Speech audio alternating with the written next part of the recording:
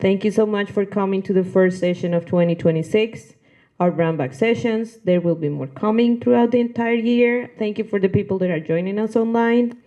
Today's session, as you know, focuses on Intake and Regulatory Review Division and our Development Application Review Tracking System, the new system we're using. Next session on March 10th will be about Formula 2040. Formula 2040 is the functional master plan for parks, recreation, and open space. Remember that registration opens today after this brown bag ends around 1 p.m. and registration closes 1 week before the event. And with that, I'm gonna give the mic to Sherry, our division for the Development Review Division. Hi, good afternoon, everyone. I'm Sherry Cunner. I'm the chief of the Development Review Division. But today, our brown bag is about spotlighting the Intake and Regulatory Review Division, which is a new division that we stood up for FY26. Our fiscal year starts July 1st.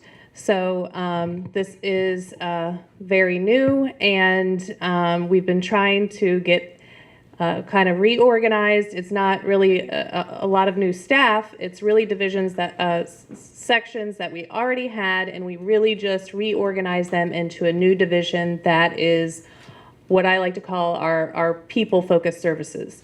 So that is the Intake and Regulatory Review Division, and today we'll kind of go over their structure, who's included, what services they offer, and the data systems that they use.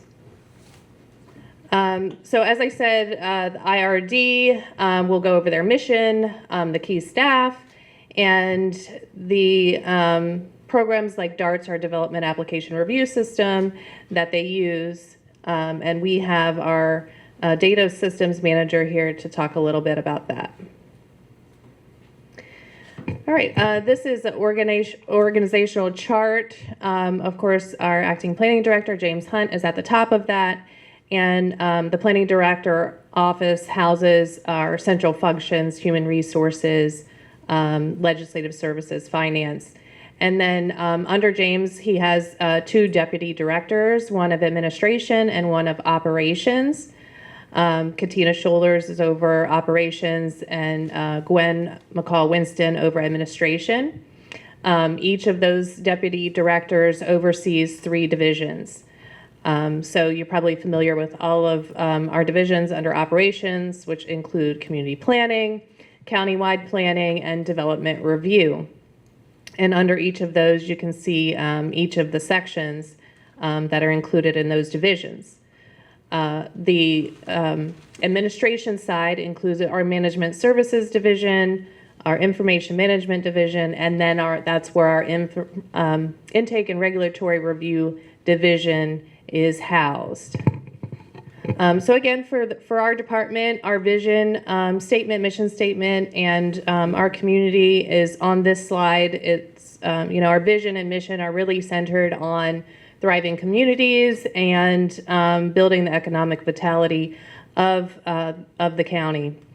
Our FY26 strategic direction includes the 4 Ps. You might have heard that mentioned before: people, projects, partnerships, and placemaking. So one of the key strategies for people, and part of why we have the Intake and Regulatory Review Division, is to provide people-focused support, supporting our internal staff and their development and promotional opportunities, as well as our people engagement. Projects, we are aiming to streamline those, streamline the development review process, and work on updating our master and sector plans, again, to build the community's vision and make sure that we're providing high quality development. In our partnerships, we want to be able to leverage our partnerships with governmental agencies and other stakeholders to make sure that we are in line to process these projects, to make sure that they're high quality, and use those relationships to do that. And then finally, placemaking. We want to make sure that in our cities, towns, neighborhoods, that we are building placemaking into our plans and into the development projects that we see. And then a little bit more detailed on the Intake and Regulatory Review Division. Our new division chief is Tim Boursier. I believe he is joining us virtually today, but he doesn't actually start till next week. So he will be overseeing this new division. And again, these sections we are already housed within the planning department. They include our planning information services section, our permit review section, and our applications section. So I believe Helen Smith, she's there in the back. She is the manager for planning information services. Brooke Larman, she's also in the back there. She is our manager for the permit review section, and Cheryl Summerlin for applications. All right, so they've been with us, they're not new faces, they've been with us, but again, this is really our people-focused services that have joined together so we can place more emphasis on building those relationships and engaging with people. One other thing you see on the chart here, just to mention, is that we do have permit review staff both in our building here at Largo headquarters and at the Department of Permitting, Inspection, and Enforcement offices. And that's part of the partnerships that we have to make sure we're providing streamlined services. All right, so the mission of our Intake and Regulatory Review Division is again focused on the services we provide in accepting development review applications and the evaluation of permits, as well as providing planning information services that are helpful and benefit applicants, citizens, public officials, and other government agencies. The core services that the planning information section provides are through walk-in, emails, phone calls.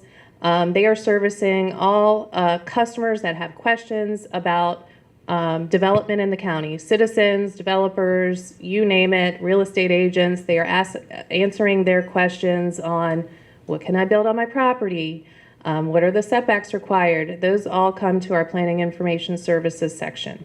Our permit review section, of course, we are not the county's permit agency. We don't issue permits or approve permits. That's the Department of Permitting, Inspections, and Enforcement. But those permits are referred to us just like other referral agencies, SHA, WSSC, who are all involved in the permit process. So are we. They refer that to us. We specifically review for certain code requirements, and then we provide recommendation back to DPI on those permits.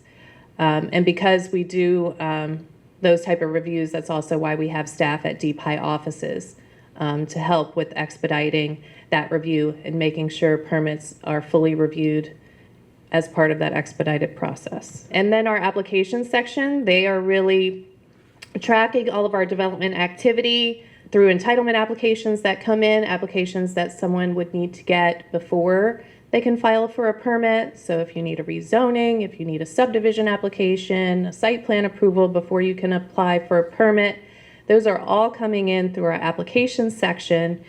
And we are working with that new DART system, Development Application Review Tracking System. And we'll talk a little bit more about that since it is new to the department.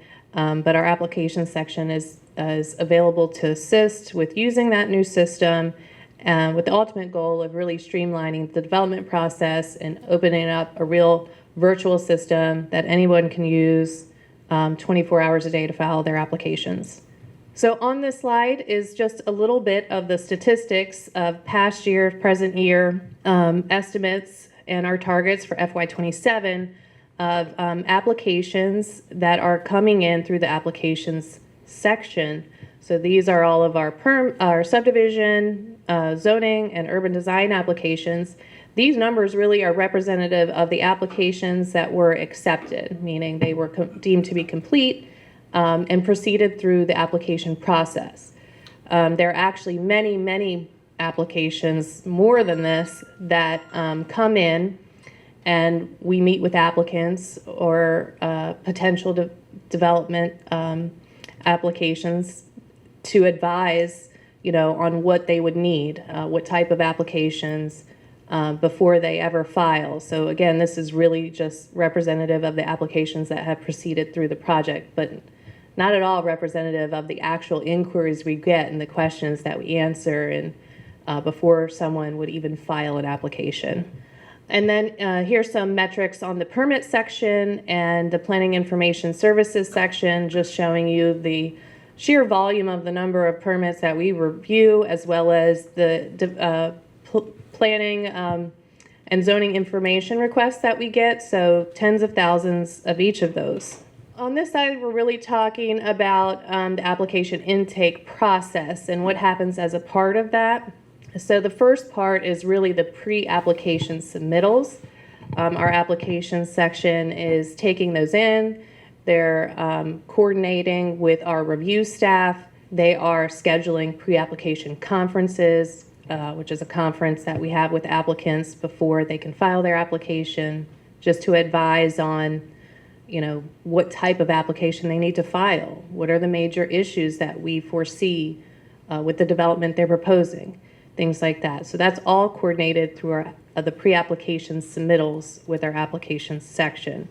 They're also looking at those pre-application submittal materials to make sure we have enough information to start with to provide that advisement.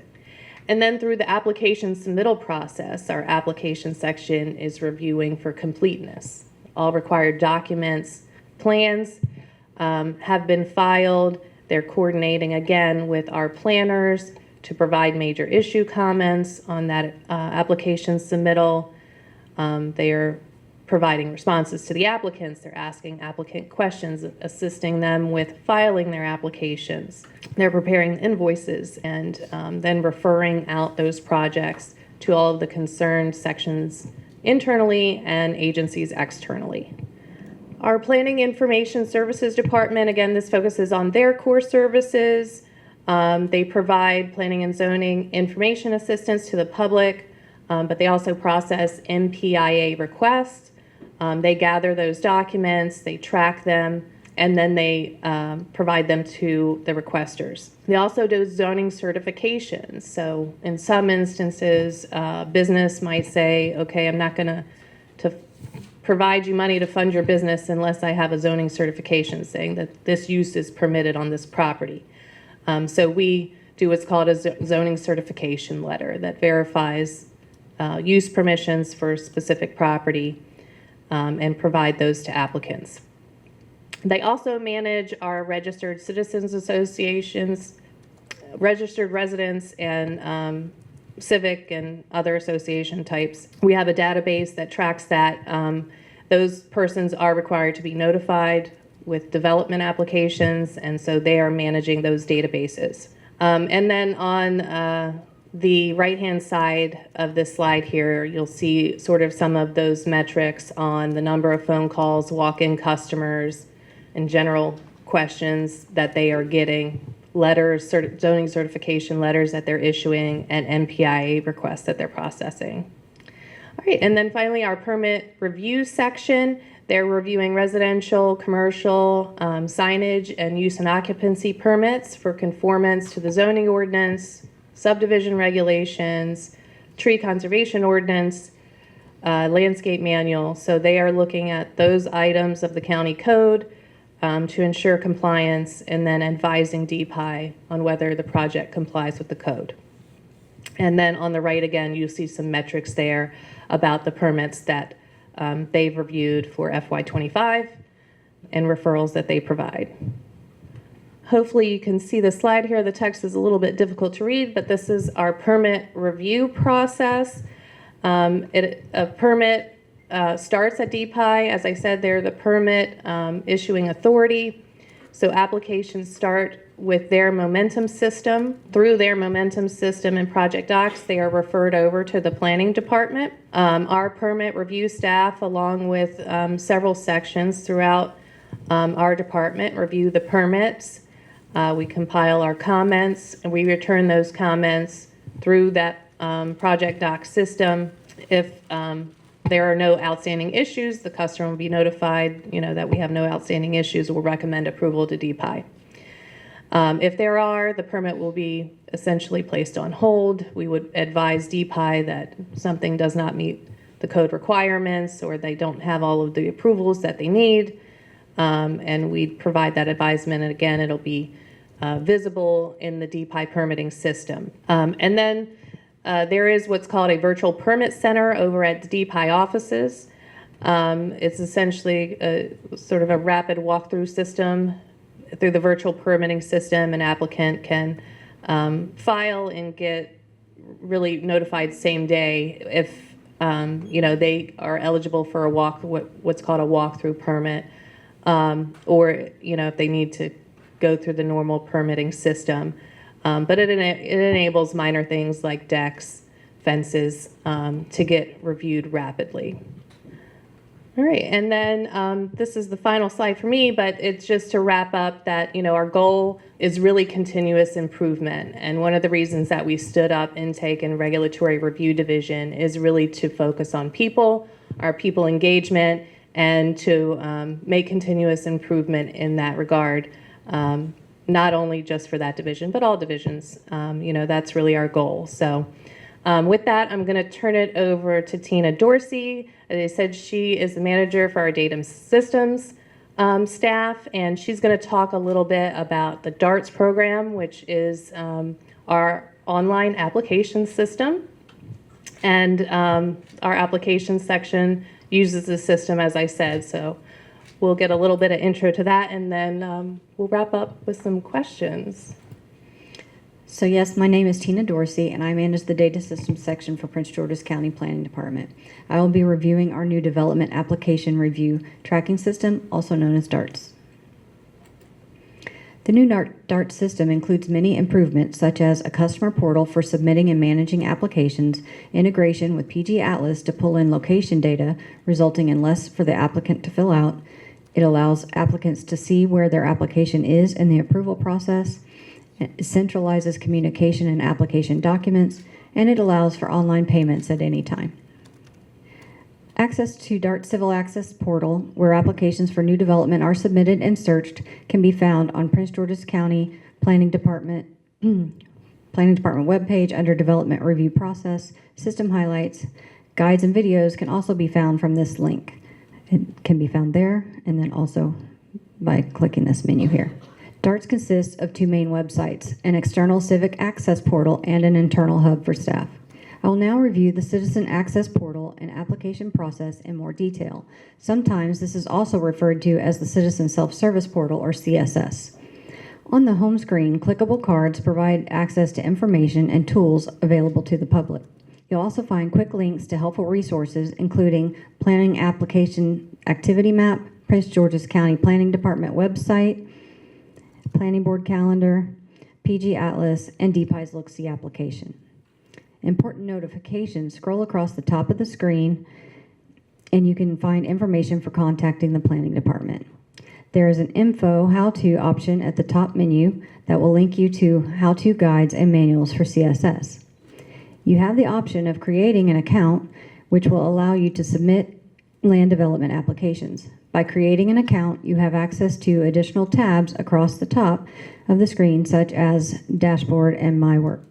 You'll see that on the next slide. People accessing the portal without an account can see general information available to the public. The Info How-To tab opens up a website that provides links to informational videos and guides to assist you in navigating the system. When you click the Info How-To tab on the home screen, it will take you straight to instructional guides and videos. How to use DARTS video and the CSS manual can be found here. Additional detailed instruction videos for each section of CSS can be found by clicking the link in the middle of the page. The Search tab on the top menu bar will allow you to search for land development applications and view information available to the public. Records will be displayed like you see on this slide. Clicking on a plan number will open the details for that plan. To apply for development, you must create an account and log in. Logged in users can view work associated with their login, pay, and take actions on submissions. As a logged in user, the My Work tab will show up in the top menu bar. The My Work screen displays all applications associated with your login. You can use fields across the top of the grid and the funnels above each column header to tailor your results. You can also export the data directly from the screen if you desire. When you click on a plan number as shown in the previous grid, you can see additional details about the case. Basic information is found at the top in the blue section. The progress wheel in the workflow section show where the application is in the review process for new cases. There are also tabs found in the middle of the screen that allow you to view location, contacts, and sub-record information. Some information is only viewable if you are logged in and a contact on the application. If you are logged in and a contact on the case, you can also view any fees charged to your submission and pay them. The Attachments tab will allow you to view the documents associated with the plan. If you have not logged in to an account, you are only able to view documents that are available to the public. Once you're logged in, you can view more information that is only available if you are an applicant or contact on the plan. We will now progress through an example of the application process. The Apply tab on the home screen will give you access to a list of plans that you can apply for. You can view all available application types, trending application types, and view your history. The Application Assistant page provides a listing of application types that can be submitted online with details about each type. Most applications must start with the pre-application. This will allow you to select other application types if they are not shown on the screen. You click Apply to begin the process. When you are applying, the system will guide you through the process. You must first add your location and hit Next. The screens will guide you through inputting the data required for the application. The progress bar across the top displays your progress through the steps that are required. You also have an option to create a template or save your application as a draft.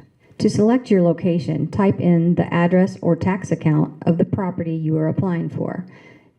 Click the checkbox next to the appropriate parcel and click Add. You will then be asked to enter necessary contacts and required information. You hit Next to move to the next screen. Next, you will be asked to upload all the required documents. Wait for your attachments to upload and then click Next. That does sometimes take a little bit of time. Lastly, add your signature. The system allows you to type your name and create a signature. Review your application for completeness and then click Submit. If anything is incorrect, the system will indicate that, and you can navigate back through the progress to make the necessary correction, then progress through the screens to submit the application again.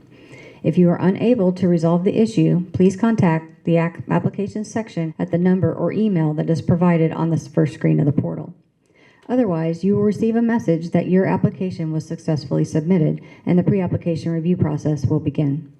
If you have any questions or issues when submitting your applications, please reach out to the application section.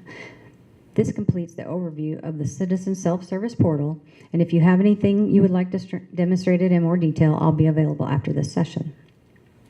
Since going live on the DART system, IRRD has processed over 500 zoning certification requests and have received close to 400 applications.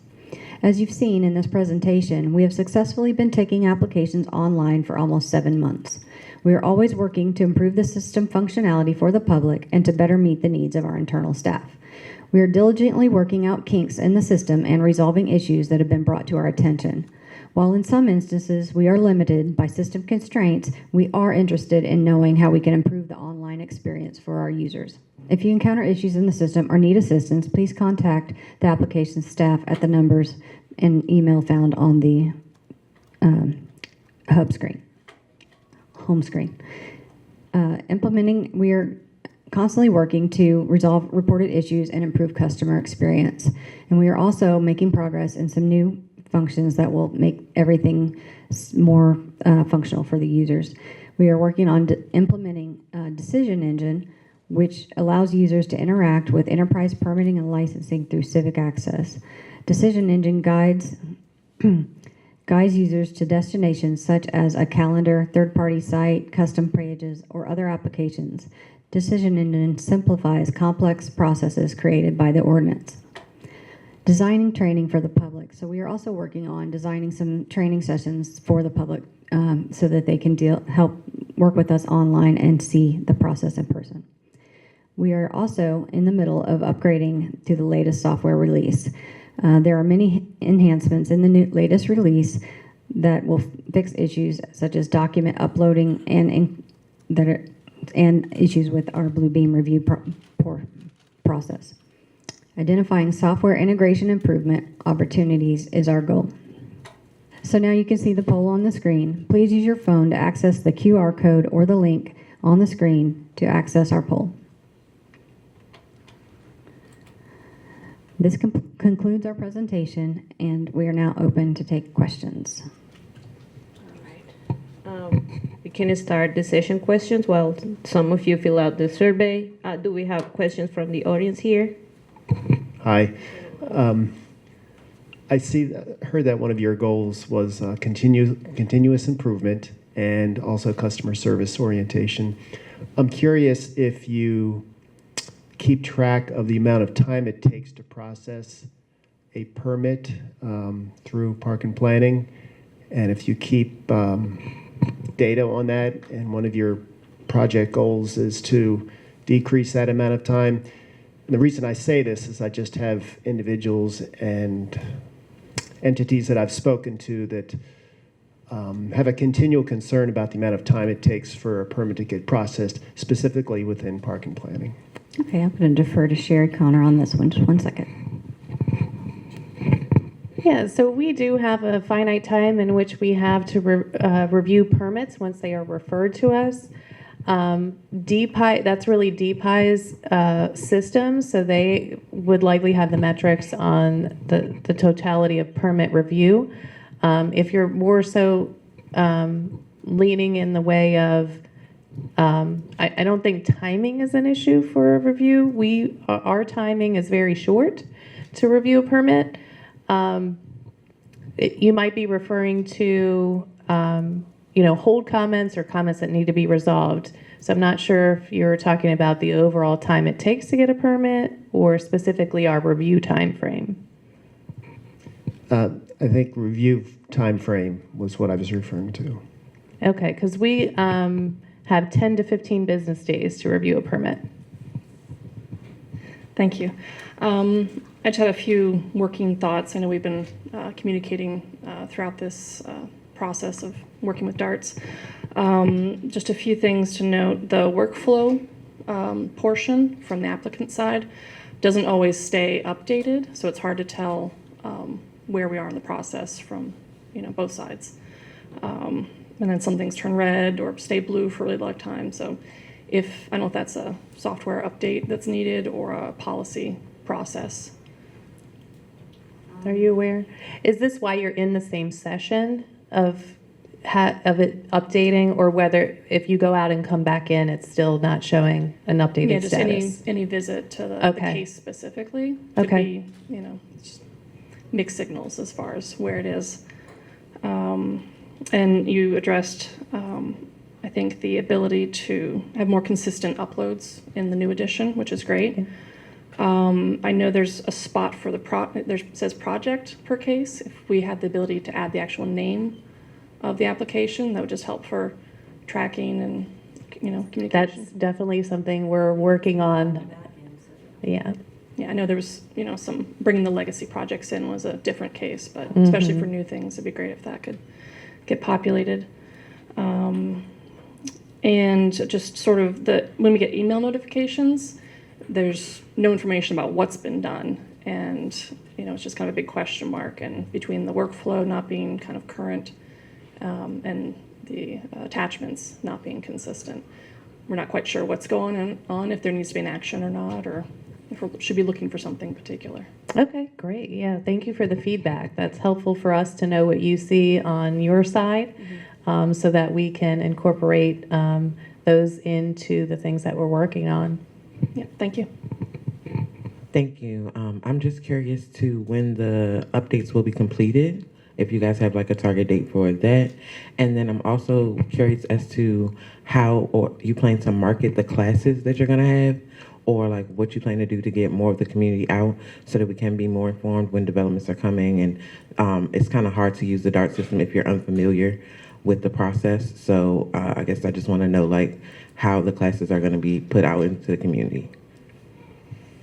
So I can talk a little bit about what we've done so far. I think that might be helpful. I don't know, Tina, if you have a rollout date for the new trainings, but There are some on our website already, which we did post on our website when we rolled out the system. If you haven't had a chance to look at those, I do recommend that you do that as a starting point for, it includes some of the information, the basic information about creating an account, logging in, uploading your documents that Tina had went over in the slide presentation, but it's in a video format, so might be a little bit easier to follow. And I think the training that you'll be providing is that going to drill down a little bit more into the details. And then, of course, our application section is available. Our walk-in, we have kiosk in our information center that you can walk in and get assistance as well. Hands-on assistance and going into the portal, but also contacting our application section. They can schedule a Teams meeting with you, go through what you're experiencing in the DART system, and provide guidance. You're welcome. I just had a question on the search engine in DARTS. So kudos to you guys for putting certified plans up there. That's something DAMS didn't provide, so that's very wonderful to have. I want to ask you a two-part question. When you search for an application, what's the year deadline? Like how far does it go back when it's looking? So everything was converted to the DART system, so it should have everything going all the way. Everything that DAMS had? Everything that DAMS had, yes, Okay. was transferred over. But of course, DAMS didn't exist many, many years ago either. So, some of it gets spotty, if it's 50 years old and may not be in there. Right. So if you're looking for something like that, I always do recommend contacting our Planning Information Services section to see if we might have anything in our archive files that you might not find, in DARTS. Okay. So all the planning board resolutions that were in there have already been moved over to DARTS. Yes. And is there any plans to provide any additional information in DARTS, like legacy information or validity dates or anything like that? Don't kick me out of the room, Sherry. Yeah, so because, and Tina, please feel free if you want to give more information, but the systems were very different. DAMS, of course, was a very old system, and so it wasn't a straight conversion of data from our old system to this system, as they are light years apart. So some of that was really forced into fields in the new data system, and isn't quite as searchable as it would have been in DAMS or in the same location. But we are trying to make sure that we stand things up and make them available. We are more limited in DARTS with what the public can see or what the applicant can see because of the way the system is built. If we open those fields up for you to view them, that also opens them up for you to edit them on the back end. So that's why there are some things that you used to be able to see that now you may not be able to see.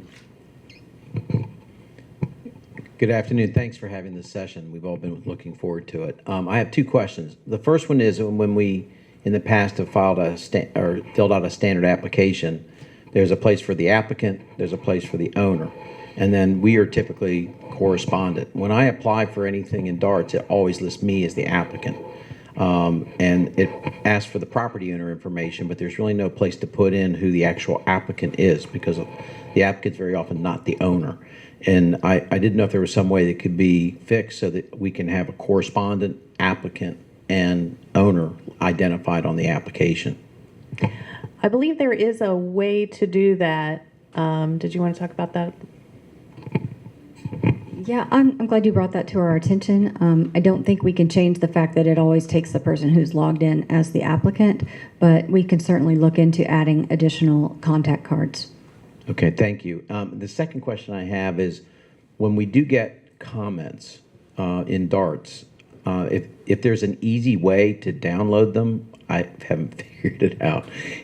Because I end up either going in there and having to like copy and paste and create my own list of comments or screenshot it or something. Is there any way that you can just push a button and they're all listed out on a piece of paper like when you get the pre-application comments?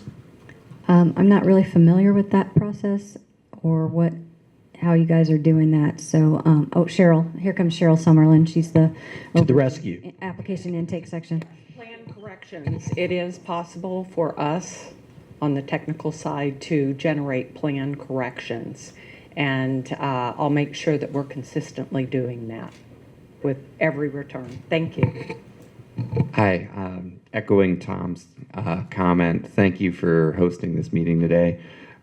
Just have a few different questions for you both. One is just on the template process. As part of this new system, there is a new way where you're doing your pre-application neighborhood meetings, but you don't have the technical case numbers for those applications quite yet. I was wondering if there's been any progress updates in terms of templates for those meetings, new templates for the pre-application meeting, and maybe even new informational mailing and acceptance mailing templates. So Cheryl, I know you have the answer to this, and yes, we did work on updating our templates to revise the language so that it is referring to the pre-app number that you received, but also not calling it the application number, which is assigned later. Okay, no, thank you, because we've had some citizens attend meetings and then wish to be persons of record, but they can't at this point in time because there's no case number. And I can promise them that I'll forward it, include them in the next mailing so that they would get that information. But in certain instances, people aren't going to want the applicant to provide that to them. Of course, yeah, and we did revise the language on persons of record to clarify that they should sign up once the application number is assigned. Okay, and my second question is in terms of DARTs, the biggest issue as a user we tend to run into is when you're resubmitting information, there's a certain list of categories that you can use. And once that category is used, for example, a site plan or civil engineering plan, oftentimes it doesn't let you resubmit under that same category. So then you have to call it something random from the list of selection that isn't actually what you're trying to refer to. And the other main problem we tend to run into is for cases that were created by application staff, the user, even if you're listed as a contact, can't see that application in their workflow.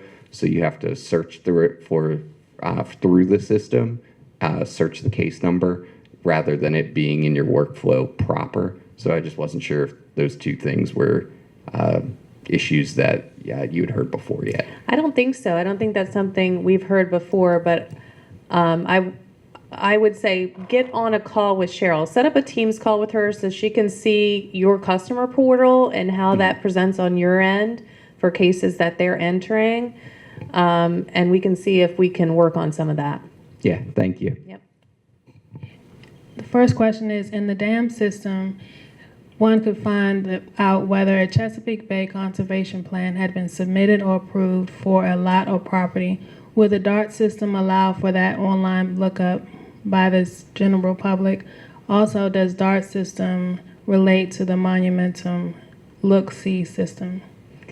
So yes, a citizen could use the web accessible search functions and look up a case number starting with CBP, that's Chesapeake Bay Plan, for example, and that will bring up a list of cases in the Chesapeake Bay critical area.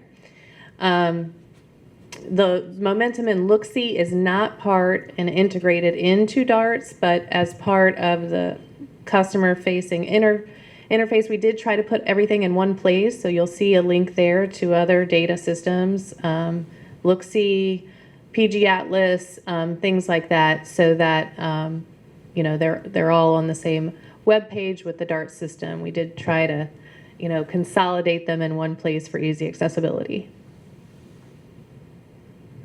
Okay, the next question is, are we supposed to respond to comments under the attachments or review tabs when they are available?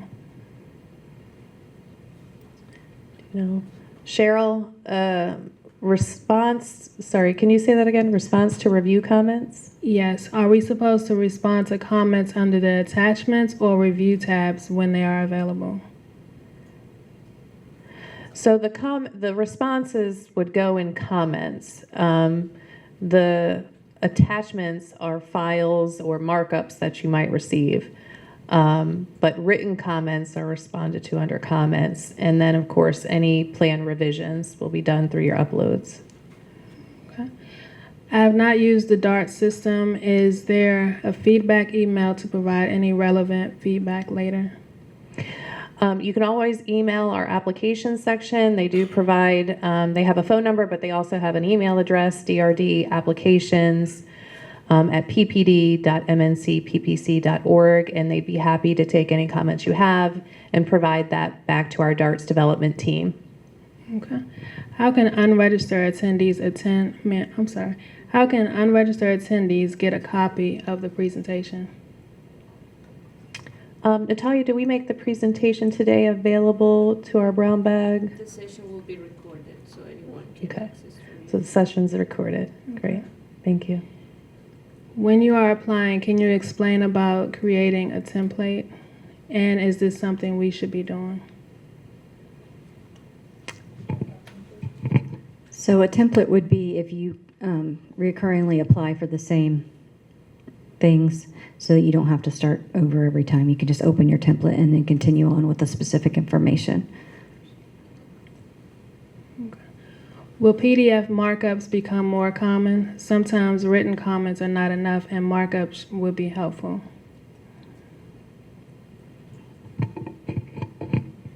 I think, our staff are getting used to this too.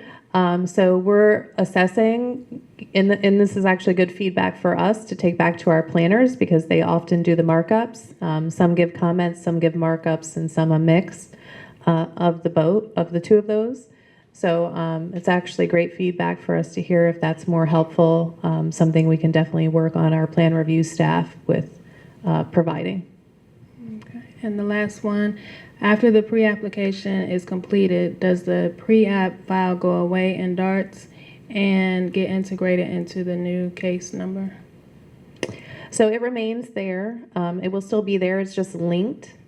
So the pre-app is used then to open and link the associated applications. So if there's a preliminary plan and a detailed site plan, that they will both be linked to that pre-app.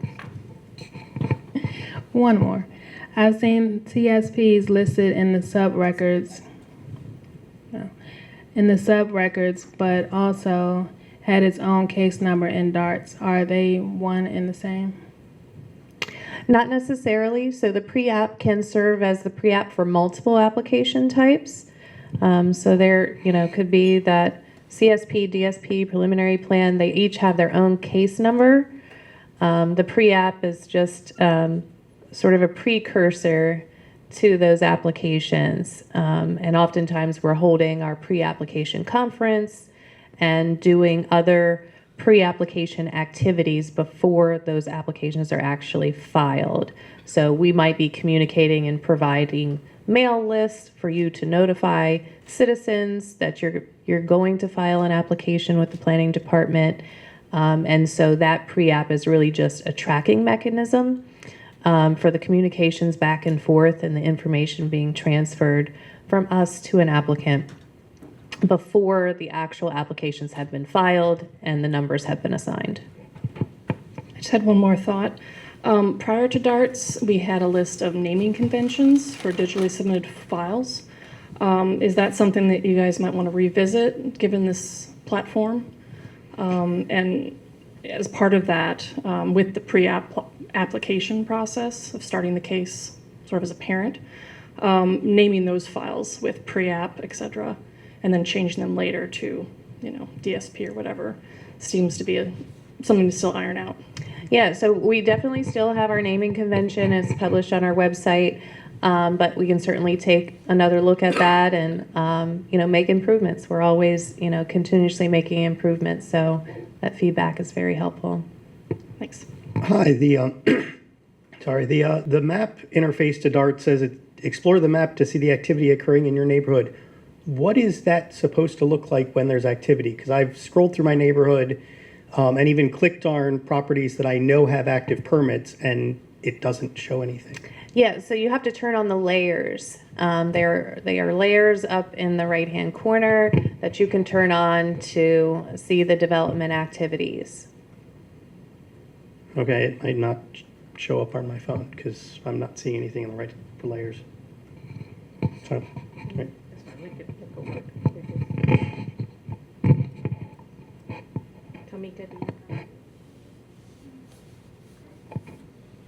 I will say too that, we do have some permit information, but again, we're not the permit issuing authority. We started integrating permit information into our mapping not too long ago.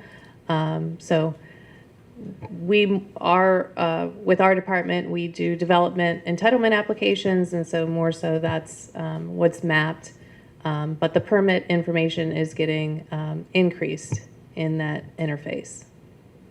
Hi, I just have a follow-up question on the templates in Darts. Is there the ability to create multiple templates or templates per application, or is it just one template for anything that you're filing? Because it'd be great if there was that ability, if that's something that can be done. I am honestly not sure. It's not something that we usually use too much, so I would be interested in what you're asking. If you could take the poll and then provide me some feedback on that, I can, if you leave your email, I can follow up with you on that. All right, thank you. Appreciate it.